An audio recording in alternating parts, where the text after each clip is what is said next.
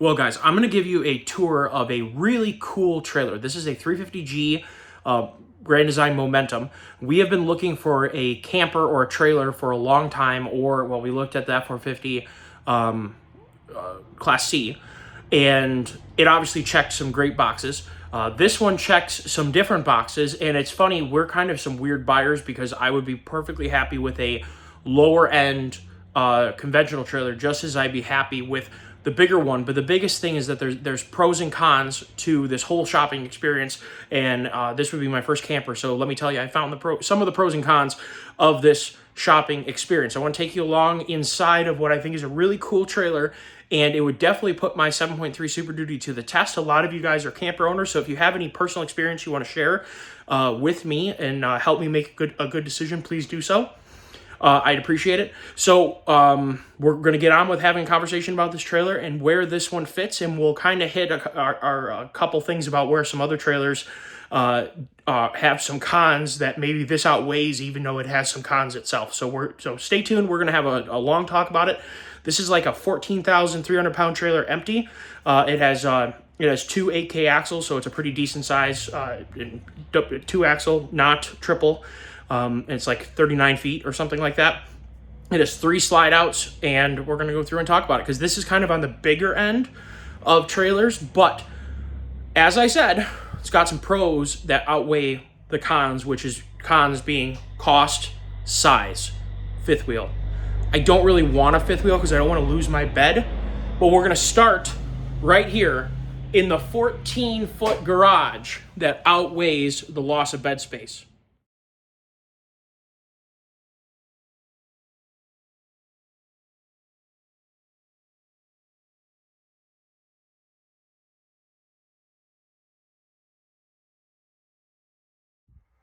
So we're going to get right into the business end of this thing, because if you like to do any kayaking, boating, side-by-siding, motorcycles, dirt bikes, this is the place to be.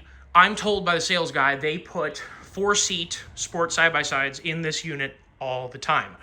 It does have this pointless bathroom, which I really wish I wasn't paying for.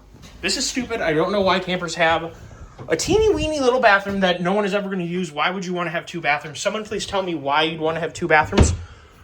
I guess if you had 2 families staying in here, I suppose, but like, are you really going to tell your in-laws, your mother-in-law, well, I guess your in-laws, but your friends, are you going to really tell them that you can't use our main bathroom with a shower? You can go ahead and use this little thing, and tell them to go brush their teeth in that thing? Are you really going to do that to them when you have a camper like this? That just feels pointless. But other than that, we got dog bowls. One of the things about this trailer that I love, because we have 2 dogs, one of them is a lab, the other one is, or we have 4 dogs, but 2 are Shih Tzus and they're lap dogs, whatever. The lab and the English setter both like to jump in water. They like to go get in trouble. They love running around like total nincompoops. And this area is a great place for dogs. Both the floor coating, I mean, we're pretty much safe on mud. Be easy to power wash this. This becomes a good place for dirty dogs to go. And another thing I love about toy haulers, which is a huge plus for me, is the outdoor living space. The toy hauler ramp becomes a patio that you can use with bug-free doors. Here in Michigan, springtime, bugs, especially in the Upper Peninsula, are always a problem. This trailer really excites me because I get some more sleeping space with that crazy Happy Jack thing. We get these things, which I'm not really sure. I'm assuming that they fold up. I think they fold up into the wall. We have 14 foot, which easily fits my 2-door Ranger, or my single row Ranger, and it would, I'm told, fits a 4-door Ranger, and we definitely have the height. Height's not a problem, and a sport side by side, which is really cool. But think about the kayaks you can put in here. You could bring along a smaller boat, like an aluminum john boat if you wanted to for different trips. You could obviously bring an outboard motor in an inflatable boat. Instead of having to double tow the bass boat all the time, you could bring along some floating apparatus that lets you get out in the water and see the water. And it's here in a 14-foot space instead of the best you're going to get with a pickup truck is 8 foot. We're trumping a pickup bed. We're wider. We're longer. It's better. So I really, really like that. My daughter, being a gymnast, loves that. This would probably end up being her home away from home. But we'll go into the main part of the building, or the deal. We have a door that separates. So one of the things that we don't like about a smaller trailer, which you're going to see the video of that too, it doesn't have any way of separating out the entire area. Now, it's not a toy hauler, it's a lot cheaper, and it's a lot smaller, but it doesn't have any way to separate you from dirty dogs. If a dog got sprayed by something or got hurt, you wanted to separate it and confine it so that you could help it. You know, you don't want it to, you know, we've all had hurt pets before. Sometimes you got to confine them for their own safety, or to separate two dogs if one got hurt and the other one is all up in its business. You guys know how that is when you have dogs. It is good to be able to segregate your dogs in an emergency. What you lose by having that bathroom is you end up with this triangle thing, which we get tons and tons of space. Now, I would not be loading this thing up. I am a minimalist kind of guy, but we do have a lot of pantry space, which is good because I like to cook. I don't really like to go out to eat. I like to cook all my meals, so we can have tons and tons of room to cook. We have an oven. That is the downside of every other trailer we've looked at. You kind of have to get into a bigger, more expensive trailer to get the oven these days. I like to cook. That's big enough for ham. It's big enough for pot pie. It's big enough for cookies. Well, obviously cookies, but you can make whatever side dishes you want to make. Now, granted, you know, there's a lot more luxury here, and it comes at a cost, but that is one of the pros. I've talked about the doors being a pro. It has a nice kitchen. I could totally see having a good time with that. Bathroom. Plenty big enough of a bathroom. Big shower. Plenty of room to go to the bathroom if you're a bigger guy like me. Love that. Bedroom. The slide does not have to be out. That is the slide. It can roll back in. You would just simply get on the bed like this. No problem. I like everything about this bedroom, the counter space and whatever. I would be using this as a mobile office, both for normal work and for YouTube. And I love this. It would allow us to get out, get to the UP, and get to other places in Michigan as well, and really get out there and make some hands-on content, as well as allow me to travel to different destinations and not have to use hotels. I hate hotels. So we have a skylight. We have, I think, 3 AC units and heat units in this thing. So a lot of you guys are going to know more than me about some of the specs and whatnot. But, and I wouldn't know if Norcold was any good. But in looking at it, it looks pretty darn good to me. It's huge. Tons of room for everything you'd want to bring along. Tons of freezer space. Dig that. It just feels like you can't really go wrong. The other thing is you have normal couch seating, cup holders. I assume that the legs tip up, I would have to imagine. And USB charger. So this is a slide. That's a slide. Then the bedroom has a slide. You wouldn't need to use the bedroom slide if you didn't want to. You have to use the bedroom, or you have to use the kitchen slide for sure. And the other thing I like, you could leave all this sucked in if you just wanted to go crash on the side, not the side of the road, but in transit. You could leave this in. My daughter would easily just come in this door, bound on top of the couch from the, little nookie here, and she could crash here. Even if we had things in the back that would take up her bedroom, she could still crash on the couch. We could still crash in the bedroom with all the slides pulled in. Love that. Let's go to the outside and talk about that.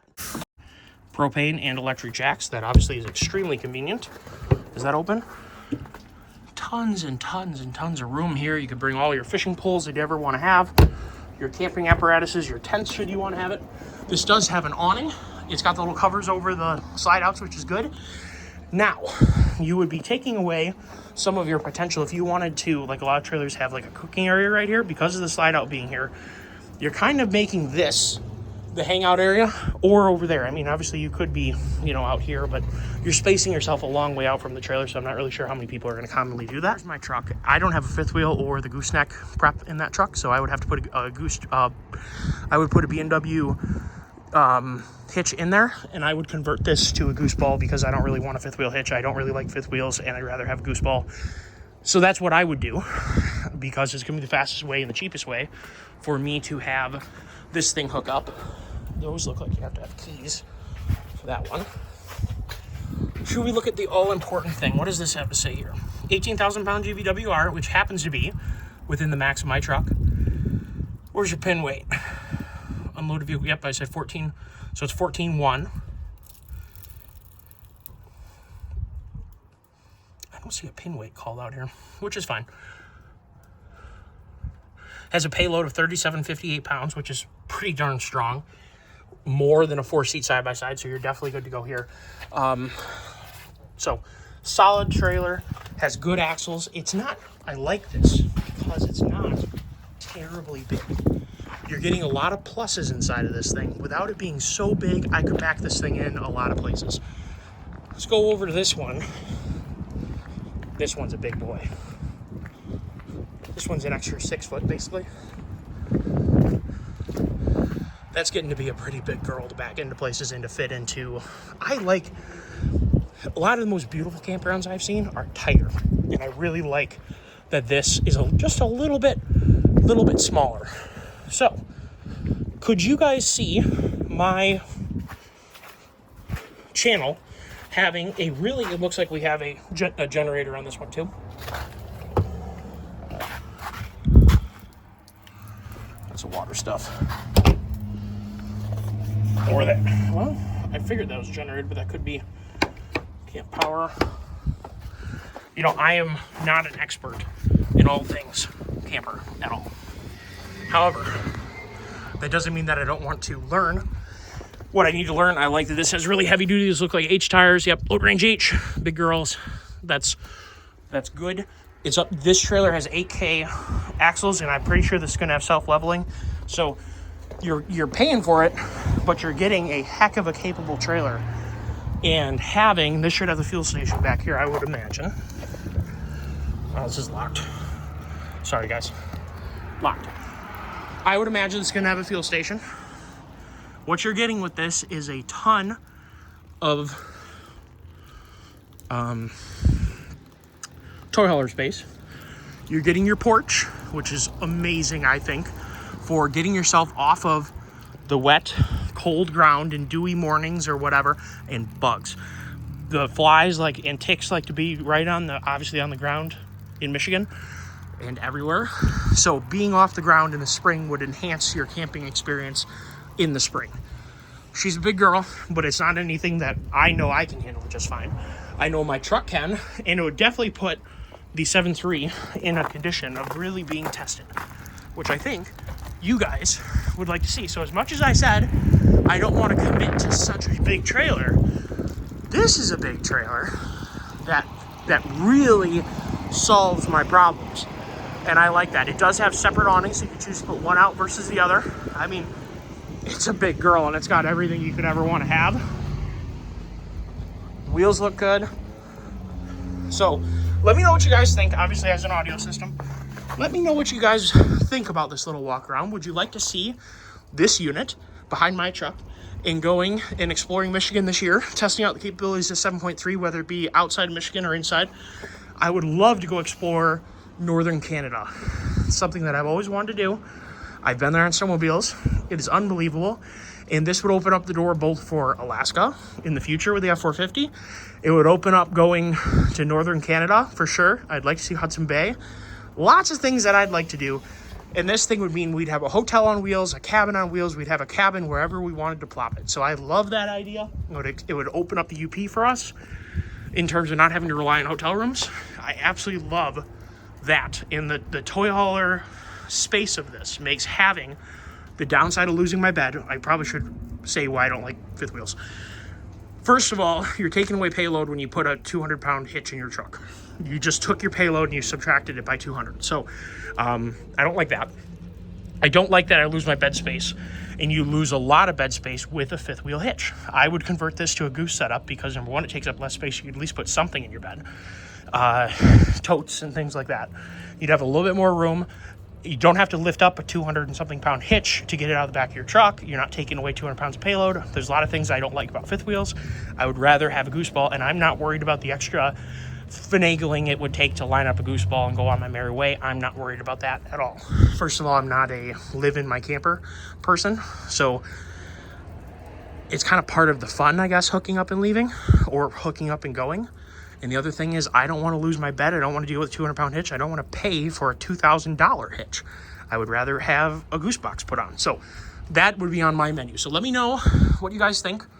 We got LED lights all over. It's just a really cool trailer. It looks the part, and it has, like I said, the oven, the doors, a reasonable interior design where the slides could be in and you still, for our family, be able to use it. The big toy hauler makes having something, or the big toy hauler area, the 14-foot garage, makes this thing worth having for me. Let me know what you guys think down below. Check out the other walk around video where I talk about the pros of a smaller, cheaper trailer and where that might fit in. I'm just kind of excited about this one. I just feel like somehow my finger cut that off. I just feel like this one is on point. Let me know what you guys think down below, and take care. If you're interested in seeing some heavier towing with the 7.3, not this thing is still lighter than my mini on a trailer, but it's getting there. It's a pretty good sized trailer. When the 450 comes, this is going to be right up the 450's alley too, which would allow us to both compare gas versus diesel.